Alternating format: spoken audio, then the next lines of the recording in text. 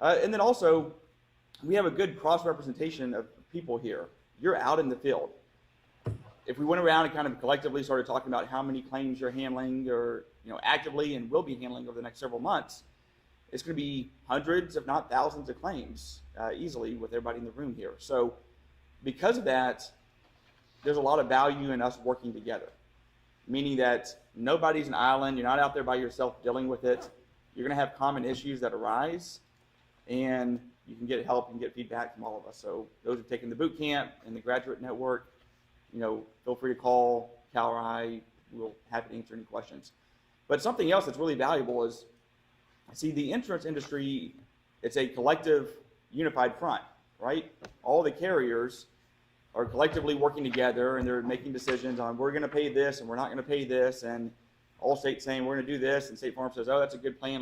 We'll follow your lead on that. So there's a lot of patterns that develop. It happens after every CAT event. Okay, you're going to have patterns that develop where certain things are going on out in the field that you can tell, hey, I'm seeing this on multiple claims. I'm seeing this from multiple carriers. It's very beneficial to share that information. Look for patterns that are out there. Talk amongst yourselves about patterns that are developing. After Hurricane Ike, we saw a lot of insurance companies going out, and they would not pay for lifted shingles. They just said that's not damage. If the shingle's lifted, it's not damage. We're seeing that with multiple carriers across the board. And because we're able to demonstrate a pattern by public adjusters filing complaints, by attorneys filing complaints, investigating it and saying, hey, we're seeing this common issue occurring over and over again. Eventually, TDI got involved and investigated it and said, no, this is damage.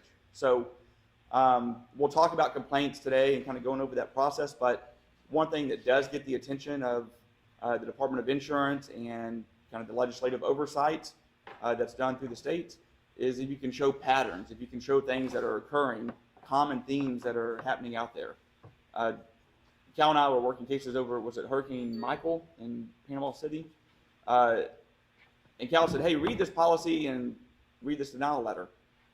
And I went in and read the denial letter, read the policy, and he said, do you see the problem? I said, yeah, I can't find it in the policy. I don't know, maybe let me go back and reread the policy. He said, don't worry about it. I've read it like 5 times. It's not there.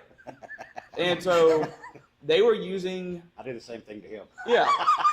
They're using... Can you see what I see? Using old, outdated form letters that their denial letter was referencing a section of the policy that section of the policy wasn't even there. And it didn't happen occasionally. It happened across the board. Also in Hurricane Michael, we saw where they were regularly paying policy limits on additional structures, but paying a very small percentage on the dwelling. It doesn't make a lot of sense. If you're going to total out additional structures, but then you're paying a very small percentage on the dwelling itself, when the dwelling is obviously a lot larger, more expensive than the additional structures. So patterns like that can be very helpful in the fight to push back against the insurance industry. And so we can take some of those examples and say, see, here's 8 files. They're doing the same thing across the board. This is not a rogue adjuster out there doing it. This is actually a pattern that's developed. This is obviously either a written mandate that's coming down from the top or a unwritten mandate that's coming down from the top.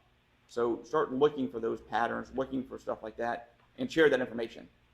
Information is power and it's key, so look for things like that. So we'll talk about National Flood Insurance Program.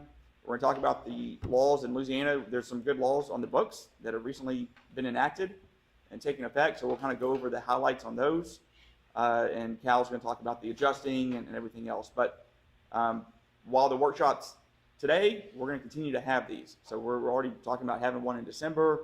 We'll look at having one in January or February. So we want to have a series of workshops so that you can go out in the field and work for the next 30, 45 days. And we can reconvene, get back together and say, hey, here's the patterns I'm seeing. Here's what's going on out there. Here's what I'm running into, common issues. Does that make sense to everybody? Mm-hmm.